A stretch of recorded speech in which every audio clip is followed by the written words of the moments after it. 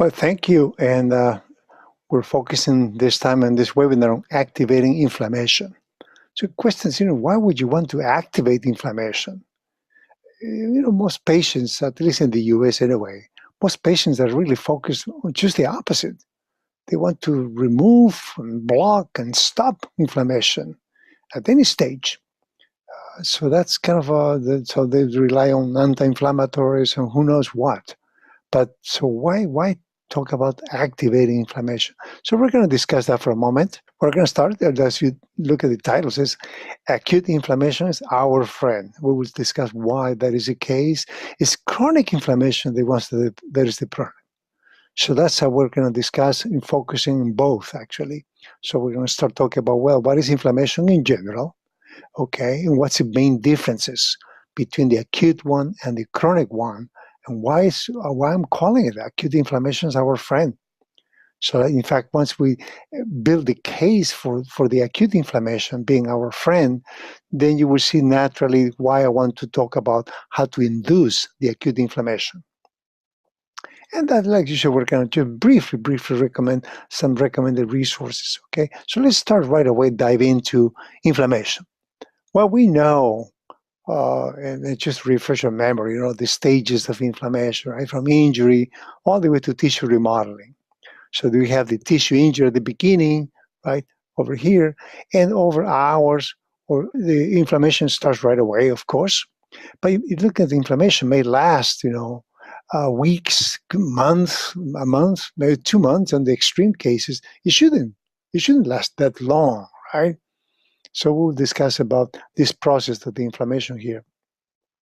But the objective, of course, the inflammation, you will see in a moment, is to promote proliferation.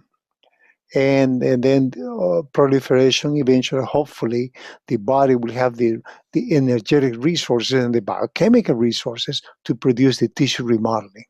So those are the phases we're going to discuss about. Let's dive into a little more detail. So my focus can be, again, inflammation. Because having done this, understanding this well, and doing it properly, it will promote the proper proliferation and the proper remodeling for the long term, not just pain relief, but also tissue healing. Okay, so that's kind of the idea. Let's dive in a little bit more details on this inflammation to tissue repair. So again, we're going to focus, the steps from injury, right, the bleeding stage, inflammation, proliferation, remodeling. So let's look at that. I know it's a lot of details here, maybe more than we care, but we really have to understand this a little more details, okay? So here's injury, right? There's some coagulation that happens fairly fast, of course, ideally, unless there's some underlying cause that is beyond the tissue injury, right, that prevents the coagulation, proper coagulation.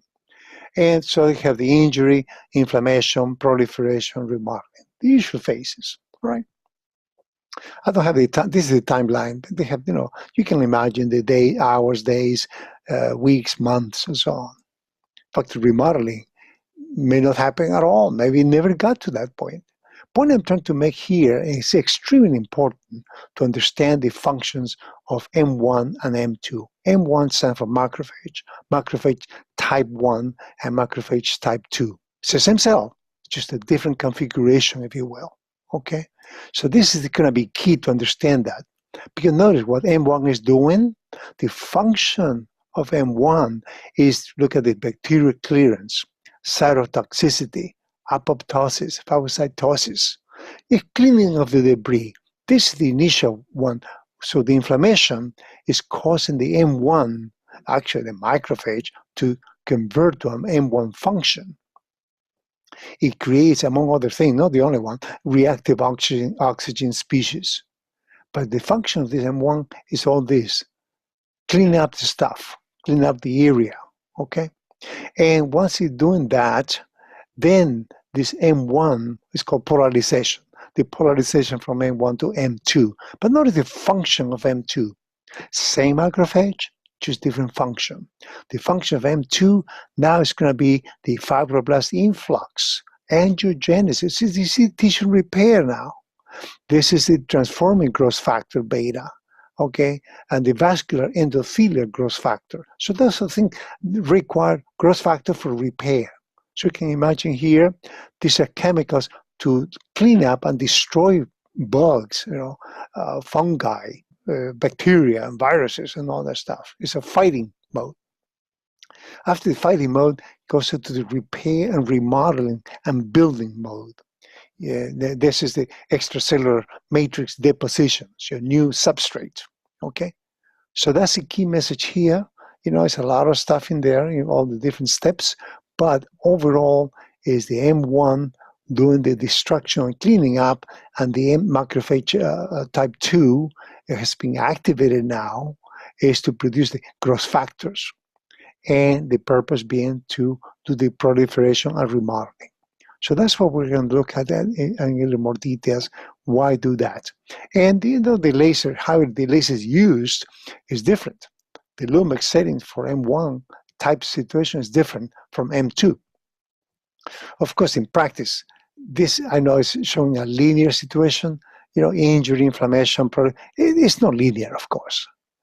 All these functions are happening at the same time in the tissue repair. All right. So let's move on to that. Just to point out, M1 is more focused on the clearance stuff, cytotoxicity, so uses like reactive oxygen species and other biochemicals also, okay? And M2 with the growth factors. Key element or key message here is a number of pharmaceuticals, anti-inflammatories, prevent or block or diminish the polarization from M1 to M2. So that's what happens. So patients are driven by this. Yeah, this, ROS, of course, it's going to cause inflammation. Inflammation causes pain, discomfort, and all that. Okay, so patients are driven, say, oh no, I don't like this inflammation, it's uncomfortable, it's painful, let's do something to stop it. I want to stop it now, forever and forever. So what happens is they do something that's going to block the corrective polarization from M1 to M2. So if this is stopped or diminished, then all these things don't happen. If they don't happen, then we have cheap tissue being formed. This remodeling never gets there. So we end up with fibrosis. Yes, fibroblast influx is important, okay, to reconstruct the tissue. But we shouldn't stop there. We should go to the remodeling, okay? Scar tissue is supposed to be a temporary tissue to stop the bleeding, close the wound, to prevent infections. It's survival. It's a survival mode. It's the fastest way of closing a wound and do some initial repair so function can return. And that's how we're built as human beings.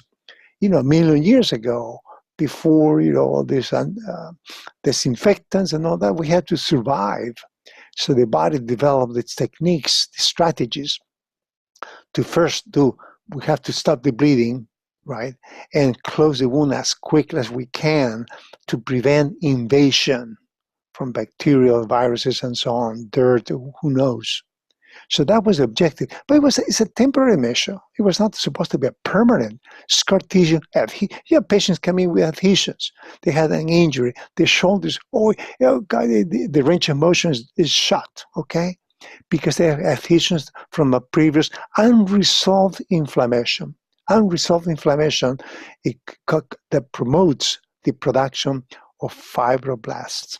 And fibroblasts produces these adhesions and scar tissue that we see in our patients. Doctor, I can't move my shoulder. Yes, I can do external rotation, but it hurts. Yeah, they can push it, but it will hurt more. And you can tell that something has done from the patient history. Well, they have maybe an injury before in the shoulder, or maybe a surgical intervention, which was maybe a result to correct something. Who knows, right? So that's kind of the point. Point is we want to encourage using our lasers and other means, not just lasers, to go all the way to finishing the remodeling. Key point to another message here is that M1 is supposed to clear debris. Well, you can think of scar tissue as, quote, debris that was not removed. Okay, let's hold that thought for a moment. In a moment, I'm going to bring it up again. How can we enroll the function of M1 to clear all debris?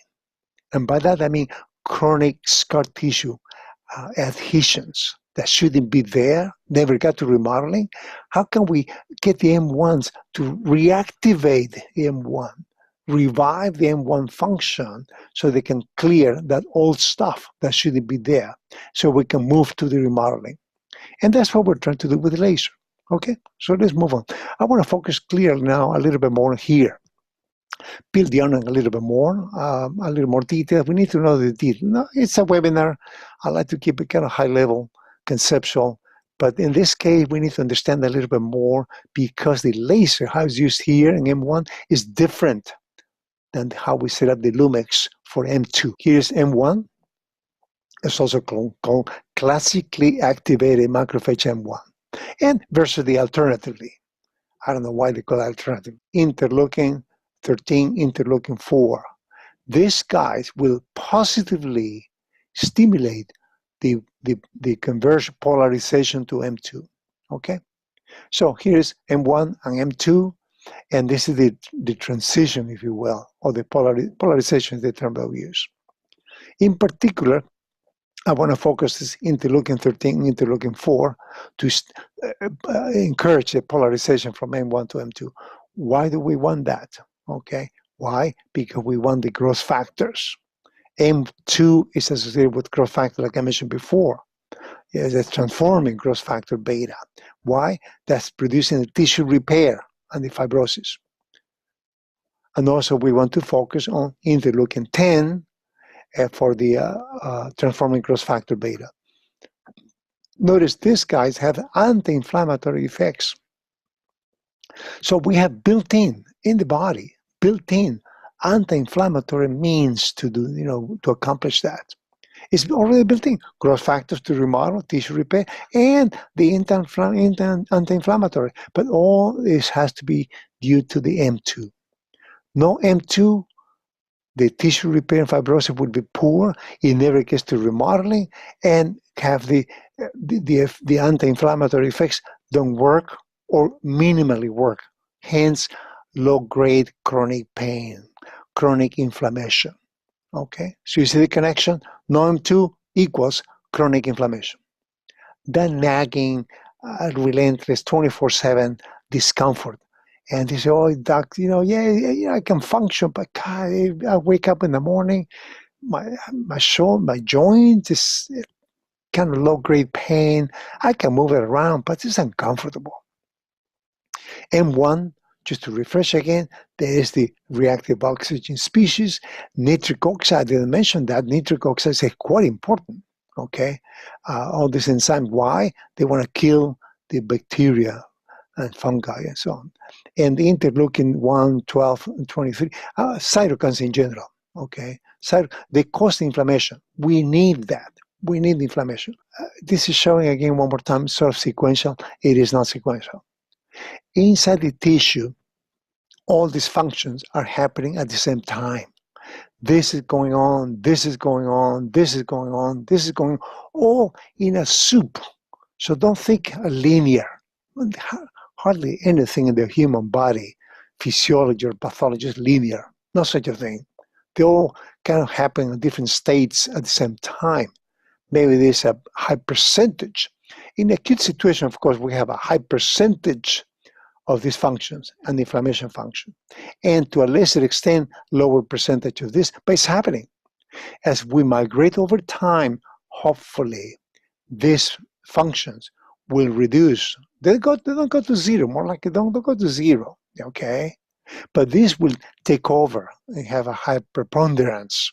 So that's kind of the idea, but both are happening at the same time. You will see how that affects on the Lumix protocols. Think what I call the tissue repair soup. Let's move into tissue repair soup. This is the tissue repair soup, okay? It's all happening at the same time and different percentages. Sorry about the details. I know it's a lot of details in there on one slide, but let me just give you the big picture. There is inflammation, regeneration, resolution of inflammation. Different names for the same thing. Point I'm trying to make is M1 is pro-inflammation, okay, pro-inflammatory. But M2 is regulatory wound healing, wound tissue repair. That's so that we need to find out, okay? So here's the M1 on this side, producing those interleukins I mentioned before, and nitric oxide, and this reactive oxygen species. It's also producing growth factors. They're signaling. Those are signal. Oh, here it is. Inflammatory signaling. Okay, those signals are essential. Those signals will wake up, will produce neutrophils, and will convert monocytes into macrophages. So that's what we want. Monocytes being, key white cells. Why? Look at this. Interleukin 13, interleukin 4. Those are dimensions that I mentioned in the previous chart. Those two guys are essential to get the macrophage to function, the production of interleukin 4. But look at this, it's anti-inflammatory. So this is pro-inflammatory, and this is anti-inflammatory. So this soup is happening in parallel all of the time. The main effect, the main objective is the ECM remodeling. All right, the extracellular matrix. We want to produce this matrix here to close this is supposed to be a wound, by the way. Okay, I kind of skip it. Imagine a wound. So we want the cell growth fusion to close this as quickly as we can, ECM remodeling. Okay, and of course, new muscle fibers if they were damaged, or bone if there's bone at the bottom. So you can imagine the different kinds of tissues, ligamentous tissues that will be over the layer here. Okay, so that's kind of the idea. The big picture. Now, so here's the inflammatory phase, right? But this is essential because we need those signals to move on to the area that will promote the promote the functions of M2, and the functions of M2 will help to move from pro-inflammation, okay, via polarization to a regulatory wound healing, eventually to resolution of inflammation. It says resolution. That doesn't mean low-grade inflammation. No. Resolution is gone, okay? But if it is not gone, the inflammation then we have that leads to chronic inflammation, and that's what we want. Notice the function one more time. The key element that we need, the interleukin 13, interleukin 4. So the unresolved inflammation, it becomes a systemic issue. Is that connected to fibromyalgia? Nobody knows fibromyalgia, right? 17 tender spots, that's the definition, right? But they change location from visit to visit. The patient comes saying, oh, I'm diagnosed with fibromyalgia. Oh, what does that mean? What's causing fibromyalgia, right? Nobody knows. Because they have these rules, okay, 17 tender spots, and that's cool, equals fibromyalgia. So that's a nice CPT code we can write down to the patient, diagnosed with fibromyalgia. But what do we do with the laser? Yeah, you can treat the tender spots, but what's causing it? How do we prevent those tender spots from coming back? Well, we need to understand what's causing those tender spots, right? So unresolved inflammation deals with systemic issues. So I'm going to show a little bit of detail. Again, sorry about the detail, but I want to point out about the interleukin I mentioned before. All right. So now, on the acute phase, so that's going to cause the local inflammation, of course. This is the tumor necrosis factor, interleukin 1, and so on. So increased permeability, so that's part of the inflammatory process. And these are the cytokines. The cytokines will lead to more inflammation. Okay, we want that inflammation there. In fact, inflammation will produce that permeability, right? So a tumor necrosis factor would stimulate the production of leukocytes, right? And the activation of macrophages. There's all the cytokines. Those are pro-inflammatories. Now, let's systemic effects of these pro-inflammatories. Let's look at the onion a little bit. Not all of it. It's not comprehensive, of course. But look at this. TNF, tumor necrosis factor, interleukin 1, interleukin 6 in the brain produces fever. Yeah, sometimes we need fever, right, to fight back against pathogens. So yes, and unfortunately, some patients, I have a little fever. I need to take something to stop the fever, and because it's uncomfortable. Well, fever sometimes is necessary. Well, many times. It's a natural way of body fighting back, right? Look at the liver. Effects on the liver. This acute phase protein, the production of proteins requires an acute phase of the inflammation. All right. We don't want to block that. Look at the bone marrow. Same thing. Leukocyte production in the bone marrow. We need those guys. So we don't want to block these cytokines just because it's uncomfortable. The problem is unchecked inflammation. That's the problem. Okay, that's and the chronic situation. So that's the one that. So we don't want to block the cytokines in here. Now let's look at the chronic phase. Chronic phase, that's the one that deals to systemic pathological effects. Look at this. Tumor necrosis factor on the heart, the effect on the heart, low output. Oh, wait a minute. Unresolved TNF produced in the acute phase. In the chronic state, one of the effects of that is lowering the output of the heart. So unresolved inflammation has an effect on the cardiovascular system? Yes. You can call it something, whatever, cardiovascular disease, you name it to it.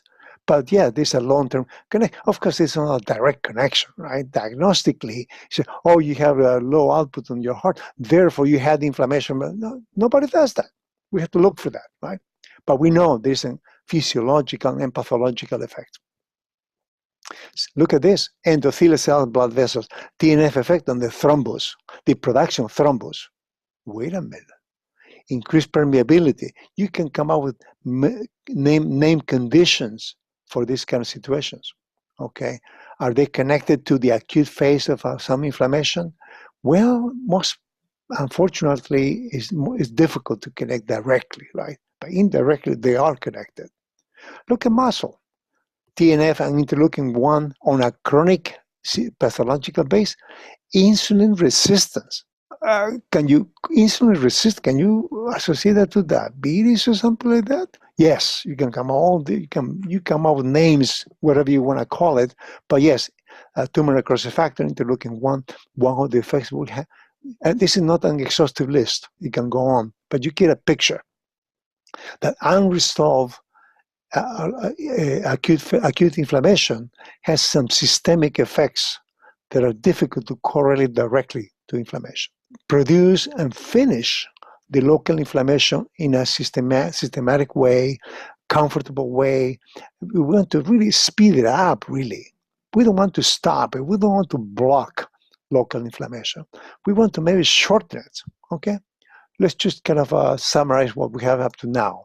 So acute inflammation is your friend, okay? It's an essential part of tissue repair. We really want to shorten it.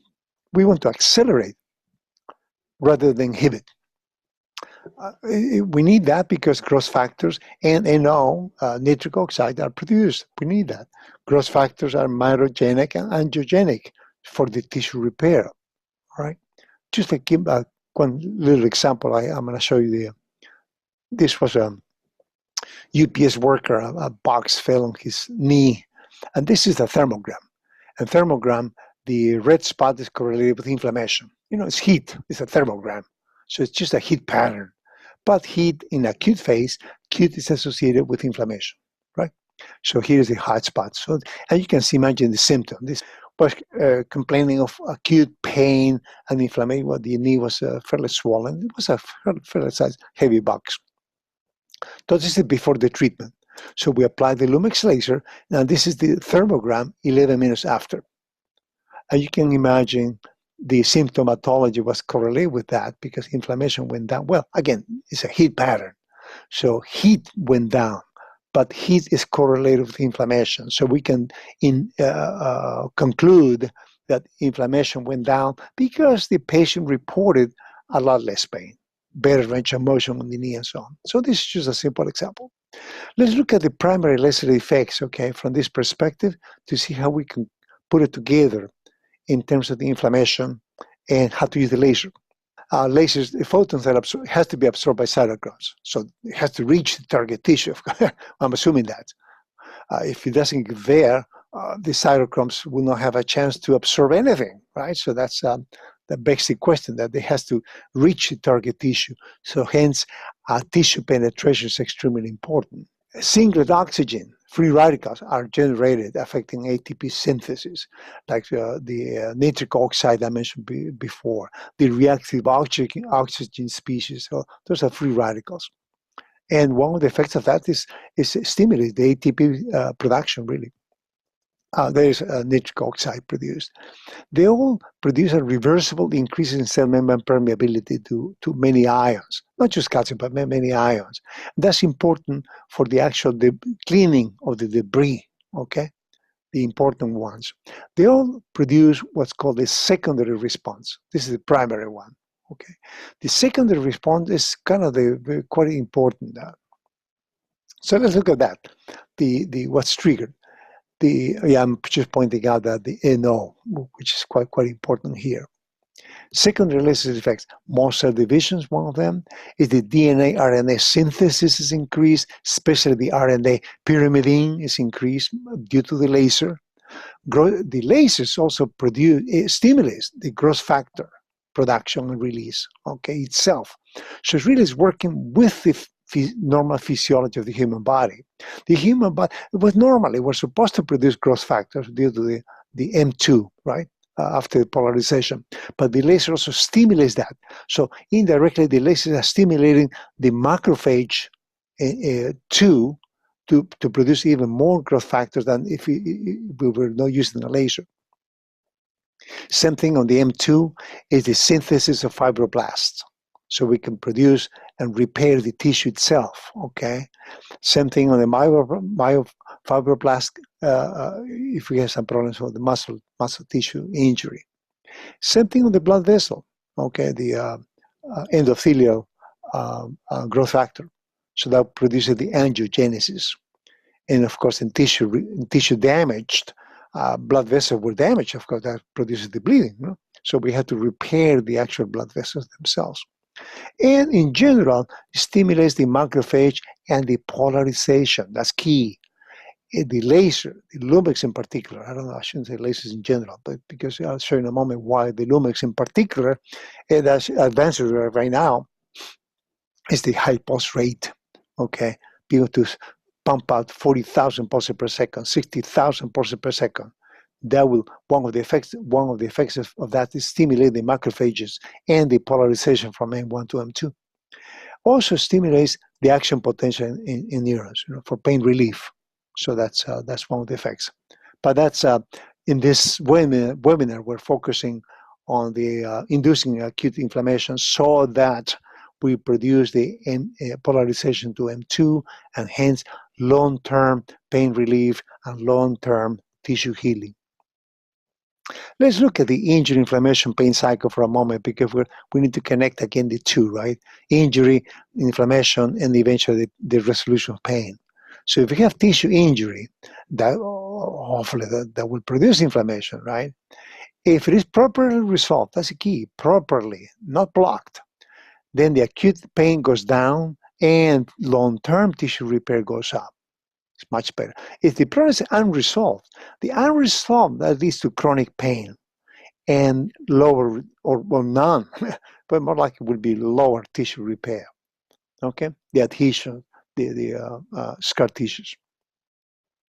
So really want to shorten the inflammatory phase, right? It is there, we need it, but it's uncomfortable. Patients don't like it. So let's see how we do that. So we have the injury here, typical tissue cascade. We have the bleeding, of course, the blood barrier clot, inflammation, same thing, right? Tissue remodel, healing is complete. What we want to do is the inflammation, we want to shorten it. So that's what we do with the Lumix, okay? How do we do that? To do that, let's review what I call the laser therapy roadmap and see where we are with the laser, okay? Another way of looking at it, we have the injury. Injury causes inflammation. Inflammation, like I mentioned before in the previous slides, has the physiological debridement, cleaning up. We're cleaning up the tissue. This is essential. In fact, the more we do this, the better the long-term effects, okay?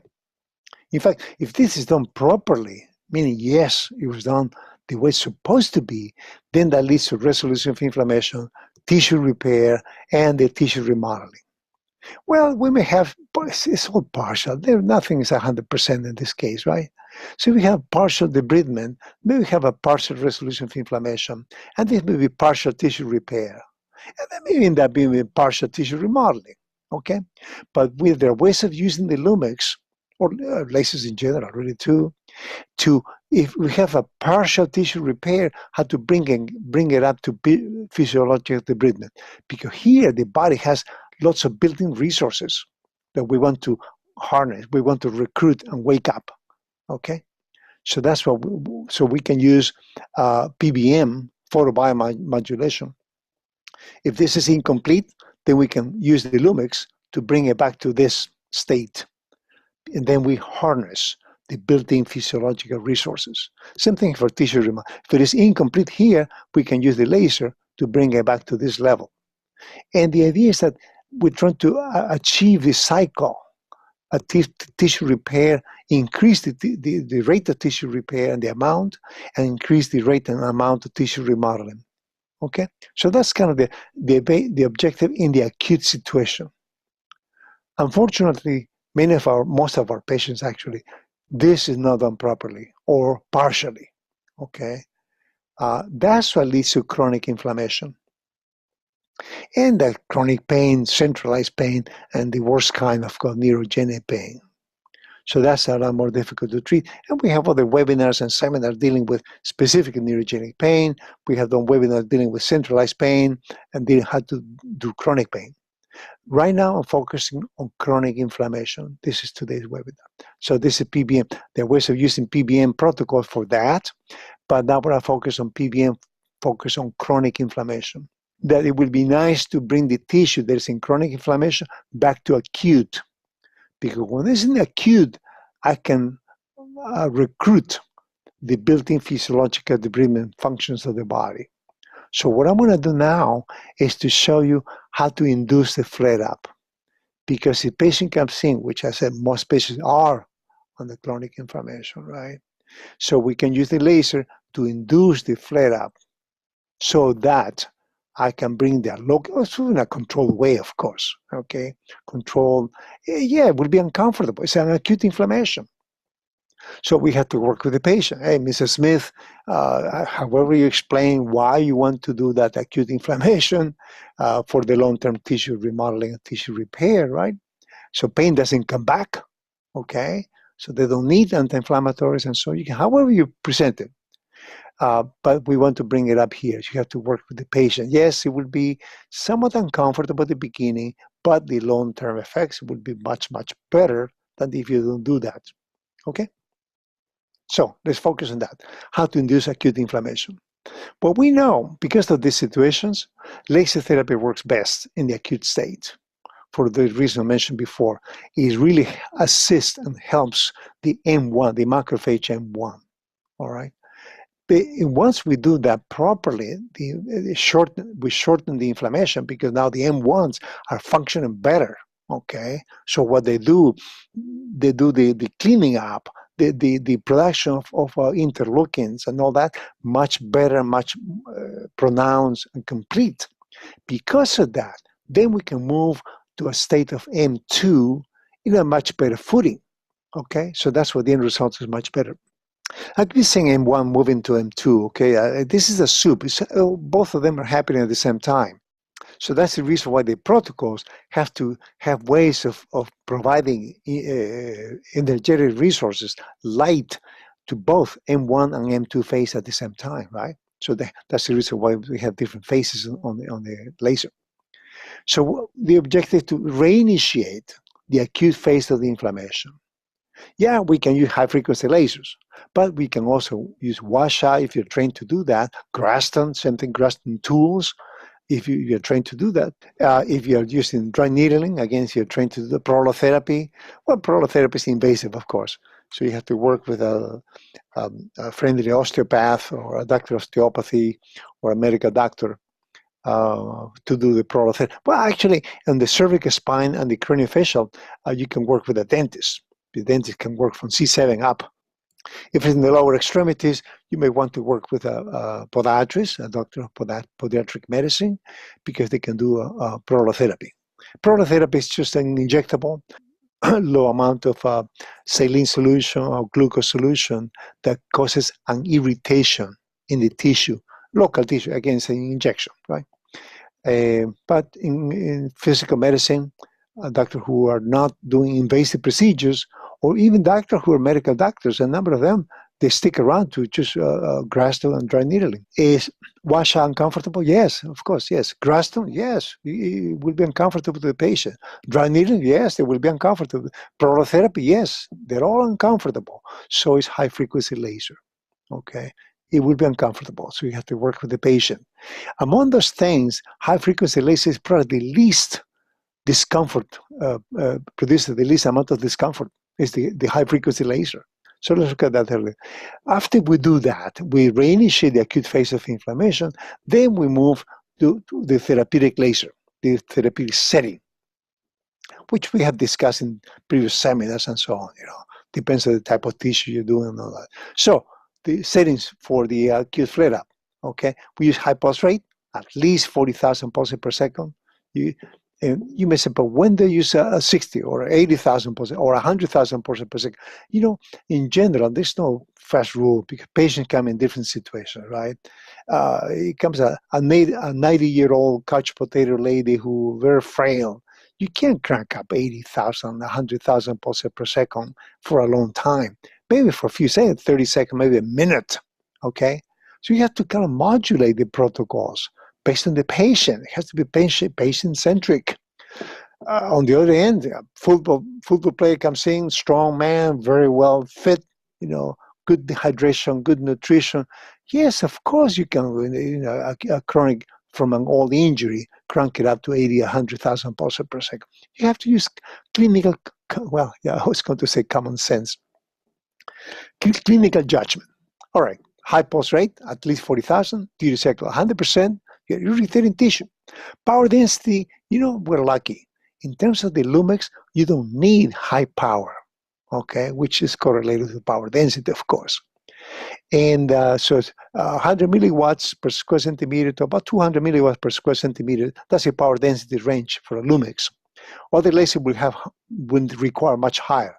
The reason why we need low is because most of that power density is penetrating deep into tissues. Because of the high peak power. Okay, the Lumix have high pulse power, even though the power density is low, most of it is penetrating deep. Where some other lasers, it's just the opposite. Many other lasers, the power density gets trapped on the surface. So you have to crank up the power to compensate for that. That's the issue. And heat, of course, crank up the power, it gets hotter and all this stuff. Then you have to move the handpiece like crazy just because it gets too hot. We don't have that problem with the Lumix, okay?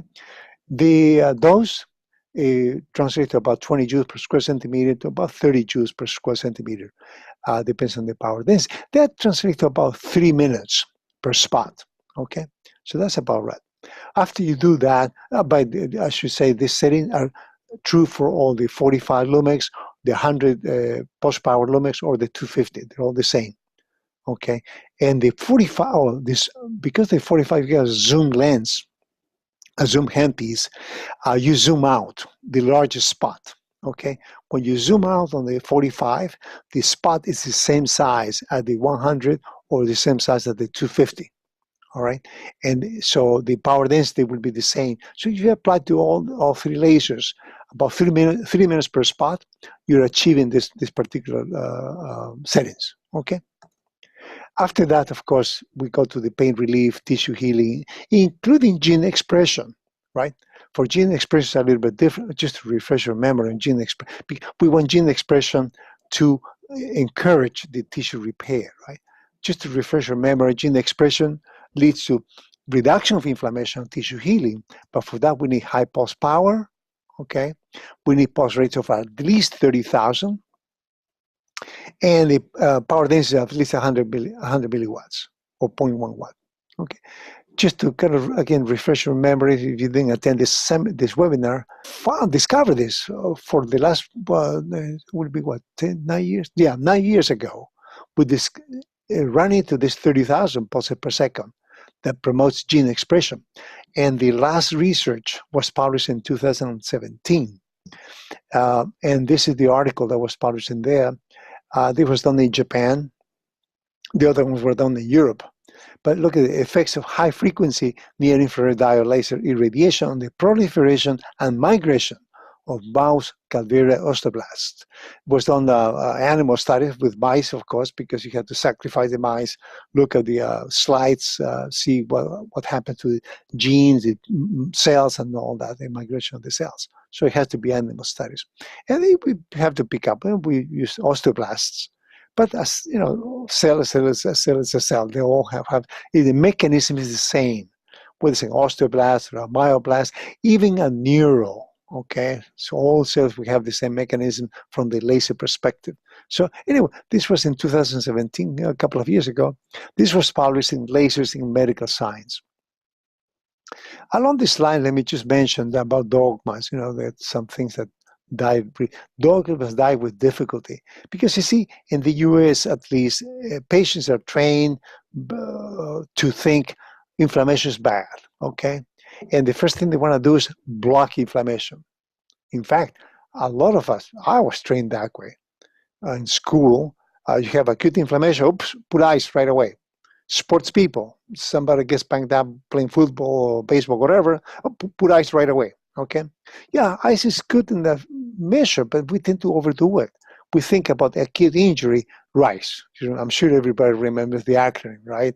Rest, ice, compress, elevate. Whoa, we were grilled on that, right? And in fact, this was coined and started by Dr. Gabe Merkin in 1978. He's the guy who did it. He coined the acronym RICE and why that was important. But if you ask him today, okay, 78 so is what, 40 years, time flies. Today, Dr. Merkin would say, guys, sorry, I made a mistake. Don't do it. Okay, be careful. This is the doctor who coined RICE. Today would say, I made a mistake. I'm sorry I didn't do it. But people still do it. Why? Dogmas die with difficulty. So let me just bring it to today. His research findings is then, healing records inflammation, 1999. Okay. Ice keeps healing cells from entering the injured tissues, 2014. Ice reduces strength, speed, endurance, and coordination, 2011. Both ice and complete rest may delay healing instead of helping, 2013. That's the doctor who started the whole RICE dogma. Now he's saying, stop, I made a mistake. But no, very few people listen. It's amazing how things work. Go to his website, drmerkin.com, to get more information. All right, let's start looking at the time here when I get into the questions and answers. Taking back to clinic. Acute flare-up in treated tissues, yeah, we want a high pulse rate, we'll do it, high duty cycle, and relative power density for the Lumix. Again, I just focused on the Lumix in this webinar, okay? And relatively high dose, 20 joules per square centimeter, 30. It's not really that high, but relatively high per spot, okay? After that, we move into the pain relief, tissue healing, including the gene expression. So beyond the acute flare-up, dealing with the acute phase, we still want to do the 30,000 pulses per second, all right, for the focus on the gene expression. And some of you may be using the Lumix 2, the desktop unit, 45. Some of you may be using the 100 watt, 250, but they all have up to 4 wavelengths, right? 4 wavelengths from 650, 810, 910, 980, and 1064. They all must pulse. They all have to pulse up to 100,000 pulses per second. That's essential. Average powers can go up to 35 watts, average power, which is way more than anybody would need. In my case, I use the 14 watt model. I'm happy with 14 watts. That's plenty. In fact, most of the time I'm using about 10 watts, 12 watts on the average power. Pulse powers, like the numbers imply, up to 250. Webinars like Lazy Biotech, so to check our under continuing education, check the schedule, okay? Both for webinars and seminars. This, by seminars, we mean face-to-face, right? In different cities. St. Louis, we go to Valley Forge in Pennsylvania and Connecticut and so on. The North American Association for Laser Therapy have a website in there, nolta.org, and the World Association for Laser Therapy. The World has a lot of articles you can download for free, so check it out. Laser photobiomodulation, PBM. All right, that's the new name for PBM. Please don't use cold laser. There's no such a thing, cold laser. Discovered way back then, in the late 60s, back in Hungary. All right, so that's what we have for this particular webinar. I want to get into the questions. So thank you for your attention. All right, first question is, some of them came through the email, some of them came from the chat. Is it, can you overdo the laser treatment with a Lumix 250? Well, Lumix 250, that could be Lumix 2, Lumix 3, Lumix 4. And, but it's a Lumix, it's a large machine, the large machine, okay, in general.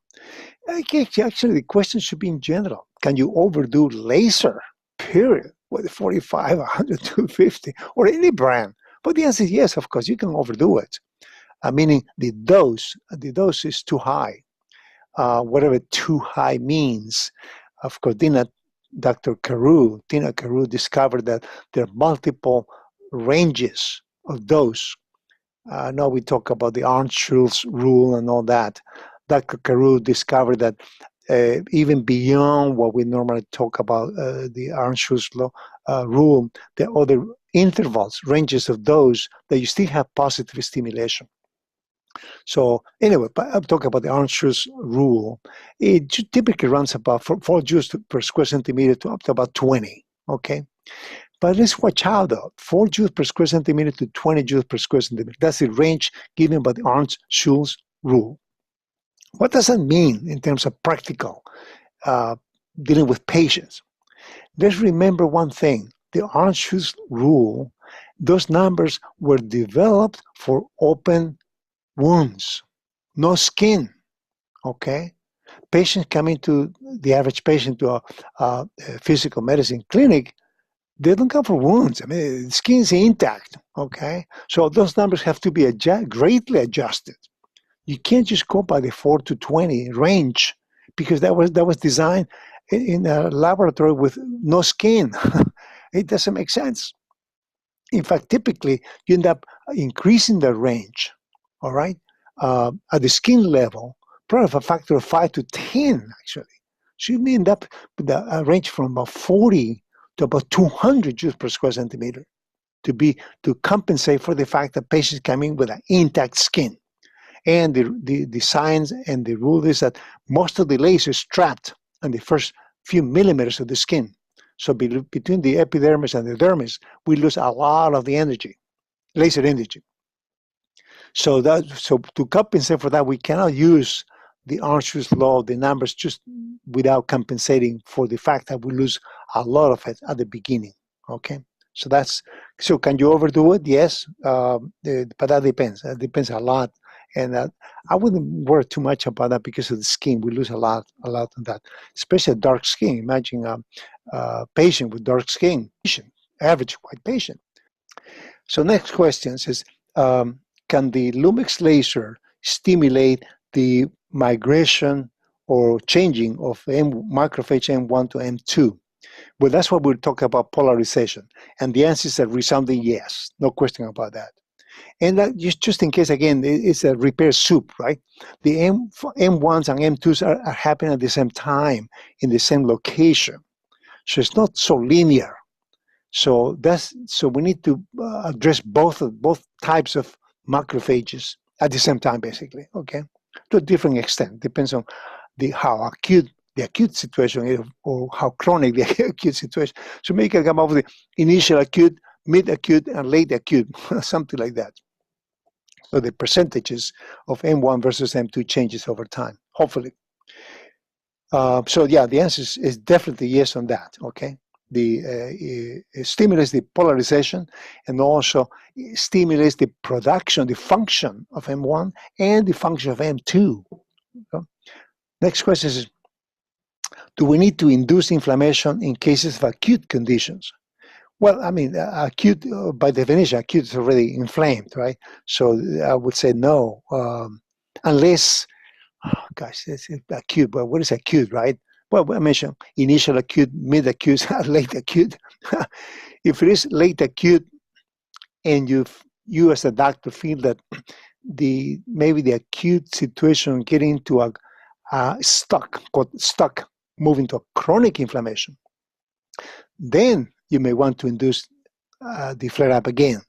But it's kind of a clinical judgment at that point.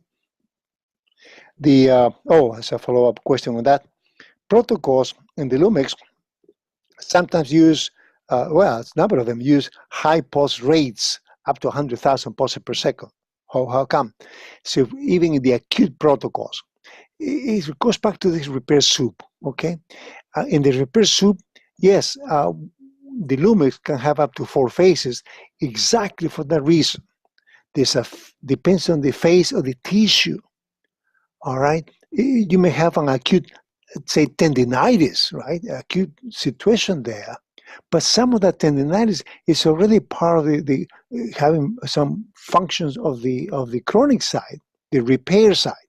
So that's the reason why the protocols should address the acute state of the tissue and also the chronic state at different percentages, of course. All right. If you're and the formulas and the laser it has to be kind of average protocols. How does the laser know what kind of patient you're dealing with? So those are average settings. So you still have to use your clinical judgment whether the built-in protocol is exactly what matches the patient. Those protocols are nice, really, for a big range of patients, okay? But they're always extreme, like I mentioned before and earlier. 90-year-old, frail couch potato with poor hydration, poor nutrition, maybe an acute built-in protocol preset may not be appropriate, maybe too much for her, for this particular patient, maybe assuming it's a female. So you have to use a clinical judgment. So the protocols are built in there to give you sort of a starting point. It works for most patients. It kind of, if you look at the patient as a histogram, a curve, okay, work for a good 80, 85%, 90% of the patients. The extremes, you may have to modulate and change the protocol, of course, okay? Next one says settings to, what are the Lumix settings to encourage this resolution phase? But the resolution phase, like we discussed right now, this came in the email. Gene expression would be important. So I tend to use the 30,000 pulses per second if I feel that I still want to work on the chronic inflammation, chronic state to move to remodeling, okay? But if there is the remodeling is accomplished, mostly accomplished anyway, and I'm moving to sort of a maintenance mode or peak performance, right? By peak performance, I'm moving beyond pain and inflammation. I want to enhance function. Then I may end up with 20 kilohertz, it will be enough, okay? So that's kind of the idea.